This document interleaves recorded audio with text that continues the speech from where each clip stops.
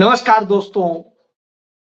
भारत में क्या हो रहा है, दुनिया में क्या हो रहा है और भारत कहां खड़ा है? क्या हम किसी से नैतिकता पर बात करने की स्थिति में हैं? क्या हम किसी को पाठ सिखाने की स्थिति में हैं? क्या हम विश्व गुरु बनने का 1% भी कोई गुण रखते हैं?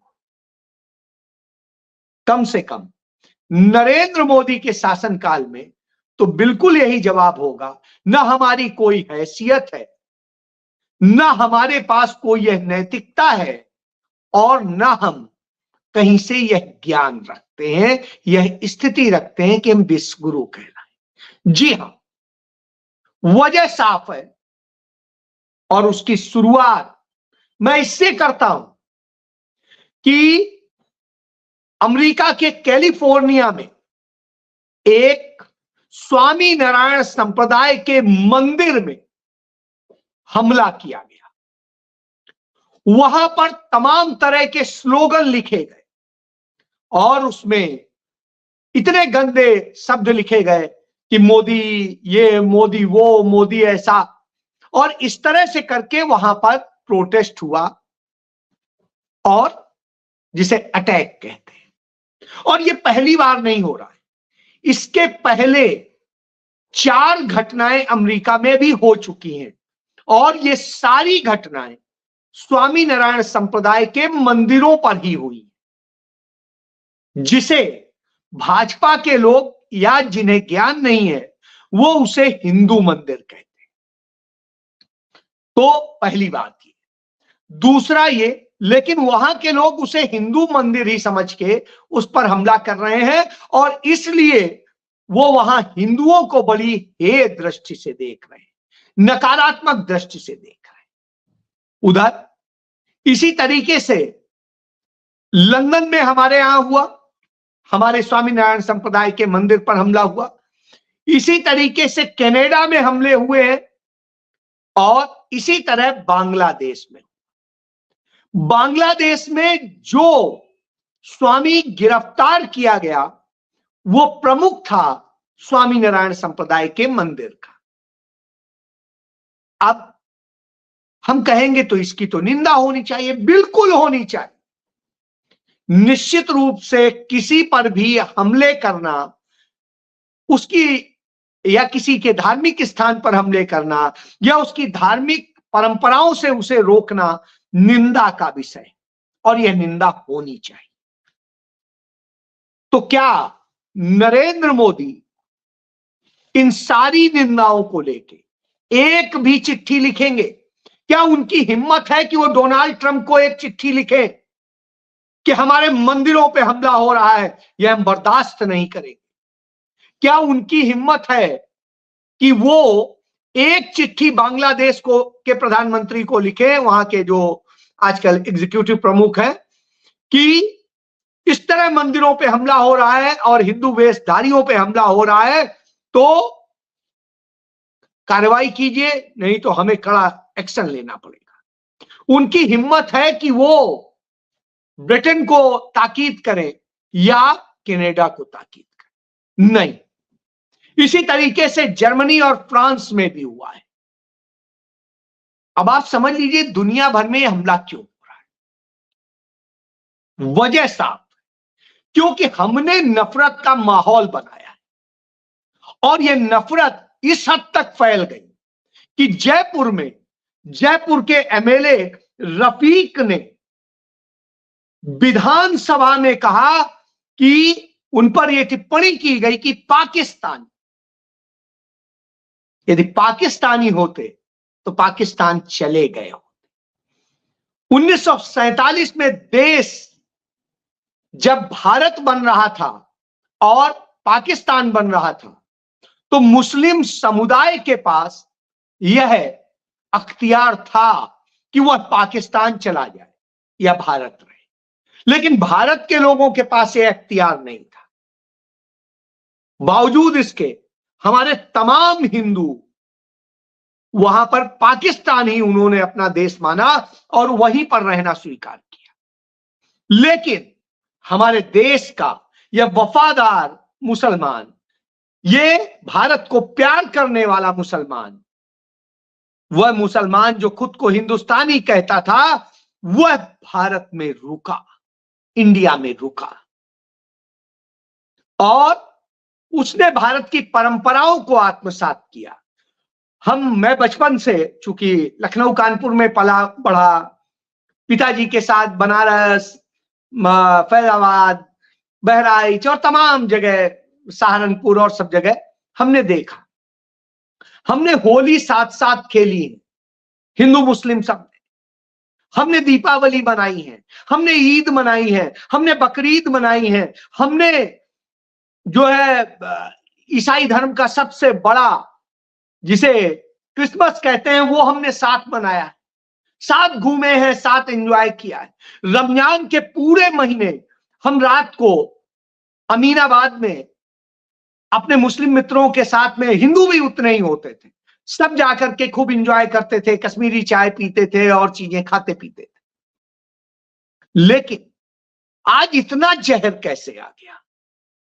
कभी किसी मुसलमान ने कभी हिंदू के साथ कुछ ऐसा नहीं किया, किसी हिंदू ने ऐसा नहीं किया। चंद छोटी छोटी घटनाएं हुई हों और उनके कारण उसे तनाव का रूप देने वाले कौन थे, और वो घटनाएं करने वाले कौन थे? वही लोग थे, वही संघी थे, वही भाजपाई थे, और वही नफरत वाले लोग थे जिन्होंने ये सारे आपत्तियां होती हैं। हम भी लोग, हमारे भी हिंदू समुदाय के भी तमाम लोग आपत्ति कर देते थे, अरे कलर मत डालो, रंग मत डालो। स्वाभाविक सी बात है, कोई जा रहा है उसके साथ आप बदतमीजी से कलर डालेंगे तो कैसे बर्दाश्त करेगा? तो उस तरह की स्थितियां। लेकिन मोहब्बत के साथ आप जाइए, किसी भी मुस्लिम के गाल में आप कलर लगा दीजिए, वो प्यार से लगवा लेता था, कभी भी नहीं कहता था। ये मैंने अपना फर्स्ट एक्सपीरियंस बता रहा हूं, और जब मेरा अपना निजी अनुभव है तो आप समझ सकते हैं। अब मैं इसकी बात कर क्यों रहा हूं? क्योंकि जब ये हमले हो रहे हैं, इस तरह के माहौल बनाए जा रहे हैं, तो कौन बना रहा है? भारत में लोक सेवा आयोग होती है, यानी जनता का सेवक। वो आईएएस हो, आईपीएस हो, पीपीएस हो, पीसीएस हो, एचसीएस हो, एचपीएस हो, कोई हो, वो जनता का सेवक होता है, उसके थ्रू होता है। चाहे राज्य लोक सेवा आयोग हो या सेंट्रल का लोक सेवा आयोग हो, संघ लोक सेवा आयोग। वहां संविधान में हमारे गवर्नमेंट सर्वेंट नहीं है, संविधान में हमारे लोक सेवक, यानी वो जनता की सेवा करेगा। लेकिन संभल में क्या हो रहा है? वहां एक नफरती डिप्टी एसपी सीओ तैनात है, जो लगातार इस तरह से कर रहा है जैसे वो संघ का कार्यकर्ता हो और वो हिंसा करने निकला हो। जो एक शब्द कहा था तत्कालीन गृह सचिव और नरेंद्र मोदी सरकार में मंत्री रहे आरके सिंह ने, भगवा आतंकवाद, तो वो भगवा आतंकवाद का प्रतीक है। वो कहता है कि यदि रंग से वो है तो मुस्लिम घरों से ना निकले, वो अपने घरों में ही पढ़े नमाज। और जो रमजान माह चल रहा है, जो सबसे पवित्र माह होता है, उसमें वो मस्जिद में नमाज पढ़ने न जाए। कहां कहां मुसलमान?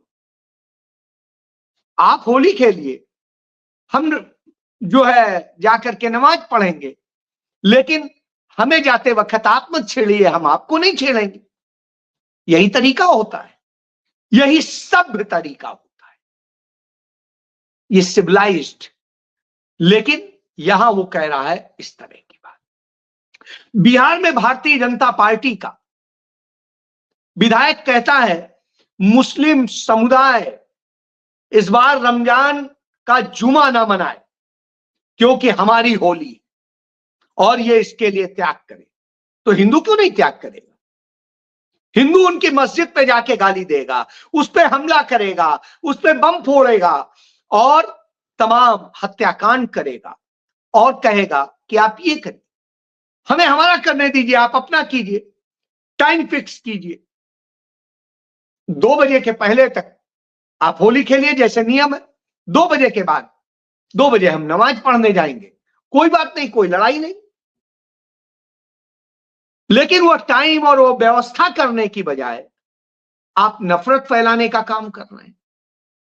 उधर देवेंद्र फडणवीस जो मुख्यमंत्री है वो कहेगा कि मैं मुगल बादशाह औरंगजेब, जिसके समय में हिंदुस्तान की सीमाएं अफगानिस्तान से लेकर के श्रीलंका तक थी, इतना बड़ा राज्य किसी ने नहीं बनाया। इतने बड़े राज्य को बना के उसने अखंड भारत शब्द बना के खड़ा किया, अखंड हिंदुस्तान तब कहलाता। तो वो हिंदुस्तानी सल्तनत जो उसने खड़ी करी, भारत का मान बढ़ाया, उसके लिए कहता है उसकी मजाल तोड़ दी जाए। और हम इसलिए नहीं तोड़ पा रहे, हम तो तोड़ना चाहते हैं कि कांग्रेस हमें नहीं तोड़ने दे रही।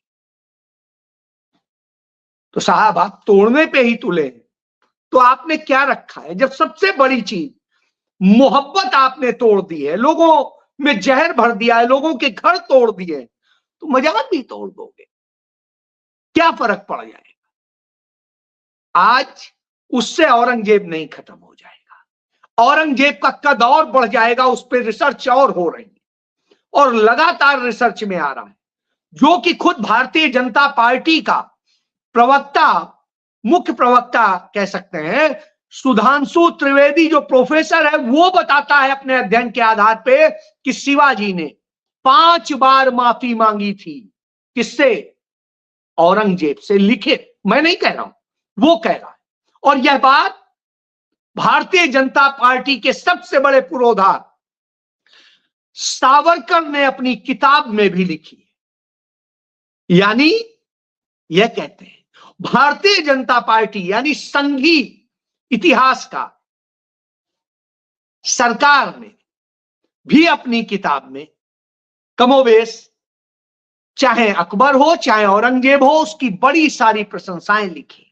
दोनों पक्ष होते हैं हर व्यक्ति में, मेरे में भी होंगे, आप में भी होंगे, कुछ अच्छाइयां होती हैं, कुछ बुराइयां होती हैं, लेकिन उस आधार पर आप समग्र चरित्र नहीं डिफाइन कर सकते।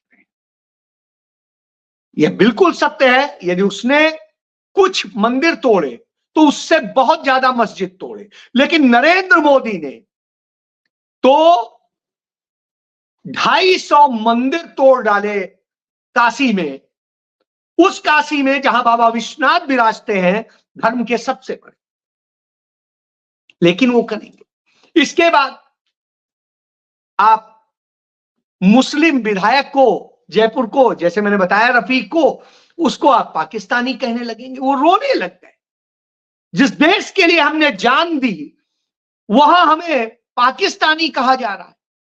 जिस नूह के लोग लड़ते रहे राणा प्रताप के लिए, जो लड़ते रहे भारत की आजादी के लिए, उन्हें आप पाकिस्तानी कह रहे हैं, उन्हें गद्दार कह रहे हैं। कौन सी भाषा है? और इसके बाद आपकी स्थिति यह है कि आप नफरत फैलाने का काम इतना बढ़ा देते हैं कि सहारनपुर में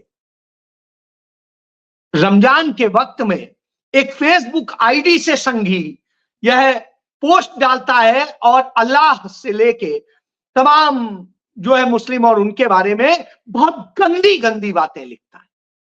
कोई हिंदू के बारे में लिख दिया होता तो घर भर खोद के आप निकाल लेते, लेकिन उसको आप कह रहे हैं कि नहीं, उसका वो कह रहा है कि उसका फेसबुक अकाउंट हैक हो गया था, उसकी बात पे आपने यकीन कर लिया और अज्ञात पर मुकदमा किया।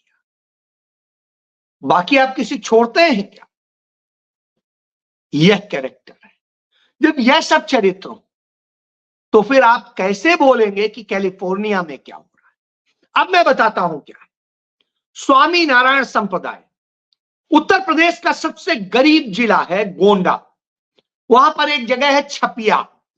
छपिया में एक बालक पैदा हुआ था 17वीं शताब्दी में और उसका नाम था घनश्याम पांडे। वो घनश्याम पांडे 11 साल की उम्र में निकला और तमाम जगह पूजा पाठ करते हुए, तपस्या करते हुए, और वो गुजरात पहुंचा। गुजरात में पहुंच के उसने रामानंद स्वामी से दीक्षा ली और उनका शिष्य बन गया।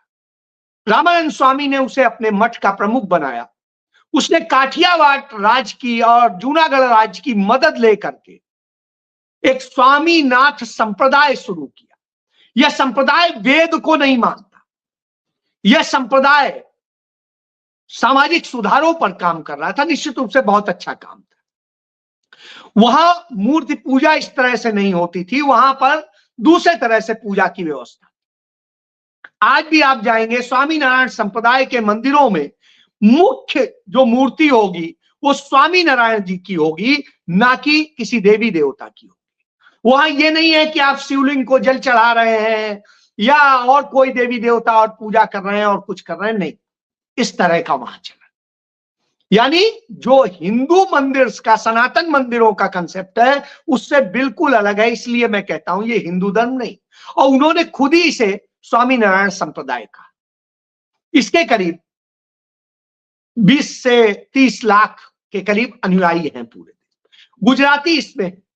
और सबसे ज्यादा नरेंद्र मोदी और अमित शाह जैसे लोग इसको मानने वाले हैं। अब ये मानते हैं नहीं मानते वो अलग विषय है। राम को भी अब तो नहीं मानते हैं, क्योंकि हार गए तो राम भूल गए। तो अब आप समझ सकते हैं, तो इनको ये चाहिए। तो यहां जो घनश्याम पांडे उर्फ स्वामीनारायण जी थे, उन्होंने अपने बाद में जाते वक्त, मतलब जब वो दुनिया से विदा होने वाले थे उसके पहले उन्होंने वसीयत दी कि हमारे संप्रदाय का पूरा, उनके 2 भतीजे थे उनको सौंप देते हैं, यानी परिवारवाद। और वो भतीजे अच्छे से चलाते हैं, मैं उसको वो नहीं कहूंगा, उन्होंने अच्छे से चलाया। लेकिन कालांतर में वो आरएसएस के हाथ में आ गया और वहां से नफरत फैलाई जाती है। और वहां से जो किया जा रहा है उसी का नतीजा है कि बांग्लादेश में हो, उन्होंने भी यही कहा कि वहां से नफरत फैलाई जा रही थी, वहां से हिंसा और सांप्रदायिकता का खेल किया जा रहा था। यही बात अमेरिका में कही जा रही है, यही लंदन में कही गई, यही कनाडा में कही गई, यही जर्मनी और जापान में कही गई, और फ्रांस में, और इस तरह से तमाम देशों में कही जा रही। यानी अब ये किस चीज का गढ़ बन चुके हैं। इसी का ही मंदिर सऊदी में नरेंद्र मोदी ने उद्घाटन किया था जाकर। यानी हिंदू मंदिर नहीं था। हिंदू मंदिर तो पंडित जवाहरलाल नेहरू के समय में 1954 में वहां बना था दुबई, और यह अब बना है। तो यह खेल है। जबकि स्वामीनारायण जी ने सिर्फ 6 मठ बनाए थे गुजरात में, लेकिन अब यह धंधे की तरह से यूज किया जा रहा है और एक प्रायोजन एजेंडे के लिए यूज किया जा रहा है। इसलिए इस पर हमले हो रहे हैं। और भारत इसलिए नहीं इस पर कड़ा बोल पाता है क्योंकि भारत के अंदर खुद सांप्रदायिकता हो रही। जिस तरीके की ये हरकतें हो रही हैं उसमें क्या बोलेंगे। हालत ये है कि हिंदुओं को भी ये नहीं बख्शते हैं। इसका उदाहरण जो है तमिलनाडु है। डीएमके प्रमुख और वहां के मुख्यमंत्री ने कहा कि पंत प्रधान यानी प्रधानमंत्री बायस्ड है, पक्षपाती है और वो नफरत से भरा हुआ है। और इसीलिए वो लगातार जिस तरह की घटनाएं कर रहा है, जिस तरह से उस राज्य की संस्कृति, द्रविड़ संस्कृति को नष्ट करना चाहता है, वह बर्दाश्त नहीं किया जाएगा। तो ये साजिशों की सरकार, नफरत की सरकार, और इसके लोग नफरत फैलाते हैं। इसके समय में चाहे अदालतें हो, चाहे अफसरान हो, चाहे कोई हो, वो सब इसी में शामिल हो। और जो इनसे लड़ते हैं उनके यहां सीबीआई, ईडी, इनकम टैक्स और न जाने क्या क्या पहुंच जाता है। उदाहरण देख लीजिए, भूपेश बघेल के घर में ईडी पहुंच गई क्योंकि वो लड़ रहे थे इस नफरत से, लड़ रहे थे इस अन्याय से, तो साहब उनके यहां पहुंच गई।